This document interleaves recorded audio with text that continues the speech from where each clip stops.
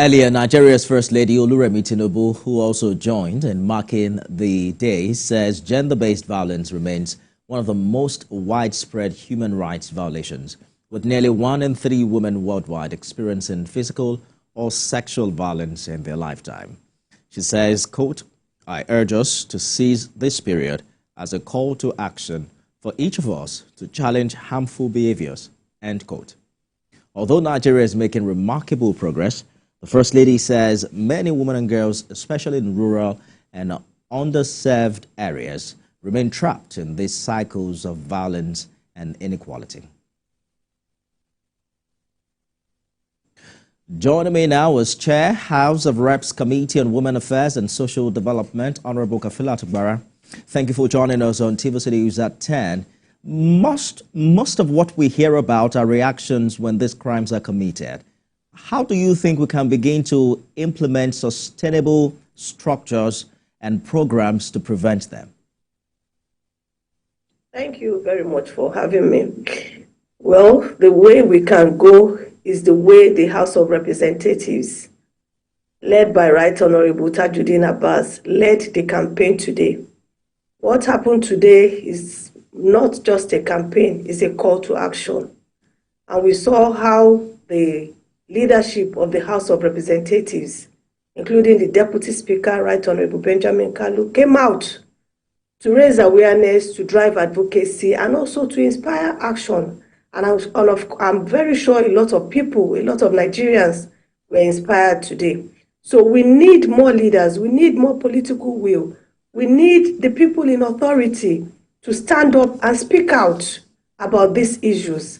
And of course, we need to continue to strengthen our laws, ensure that our laws begin to work the way they ought to. We need our states also to implement the VAP Act and also ensure that they start to, work towards what the law has said. Once people know that the perpetrators will be brought to book, I think this will go a long way to help what is happening.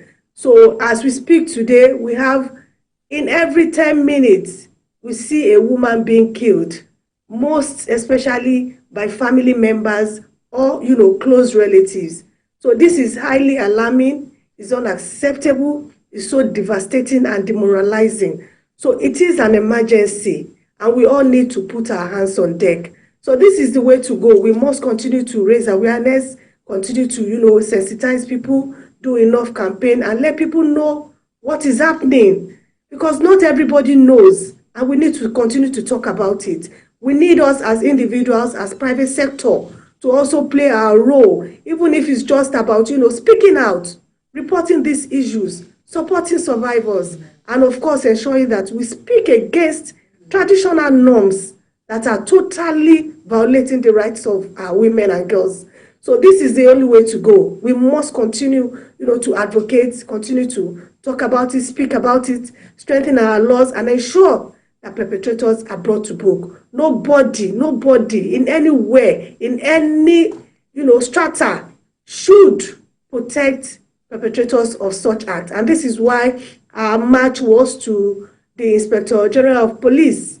And, to God be the glory, we were able to meet him in person. And he was able to respond to us, and he listened and he understood exactly what we were talking about. And of course, even the police sector already were even ahead in their own, policy that they operate within the sector. And we are so pleased about it. And what is most important is for the IGP to ensure that, the message goes down to every police station across the country. Because in a situation where reports are being made, and then at that level, the evidence for such a perpetrator to get to court or to continue the case is destroyed. Indeed. You have a... Absolutely, Honorable. Advocacy is key, no doubt, but stakeholders are saying that we must do this beyond the 16 days of advocacy or on special days like this. What role do you see men and boys play, for instance, in prevention of violence against women? And how do we normalize this conversation and this advocacy beyond this commemoration? Our men have a lot of role to play. You are our fathers. You are the fathers in the home. And this starts from when we have our kids, when they are young. We have to start to let them know that a boy child and a girl child, they are equal. You don't allow your boy child to go play games while the girl child is washing the dishes. We have to start to educate our young children from the young age to let them understand that they are, whether you are a girl or you are a boy, a child is a child. Pardon me, my voice, I'm just tired. I just, agreed to be on this program despite the tiredness.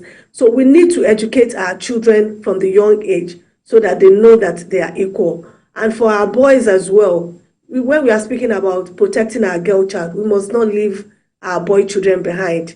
As we are protecting our boy children, our girl child, we must protect our girl children. So once they are both, on the same page from young age, they will grow old to know that this is the way to go. And of course, our men as our fathers, as we are trying to, continue to canvass and campaign that they should protect the women, that we are the mothers, we nurtured you, and we are the ones that need, we care for you, we do everything for you. We do not deserve to be violated. We do not deserve to be battered. All right. We deserve, the same equal rights as the men. So the men also have a role to play in this game. They can also help us to continue to advocate, just like the leadership of the House of Representatives. You see that it was all men that were at the front line of the campaign. The Speaker, the Deputy Speaker, the leader of the House, and a lot of our members that are led this campaign. Honorable, thank you for your thoughts. We're also looking forward to see this energy within the House of Reps transcend these 16 days. We shall allow you to get some rest now. Chairman, House. By the way, you shouldn't be chairman, you should be chairwoman, right? Whichever you say. And I want to appeal to our states. We want our state governors, to be more, deliberate and intentional. All right. Just like Lagos State government that has Lagos State Domestic and Sexual Violence Agency that is specially dedicated to such, issues. Thank you very much. Honorable Kafila Ogbara, thank you so much for talking to us on the news tonight. Thank you. Thank you very much for having me.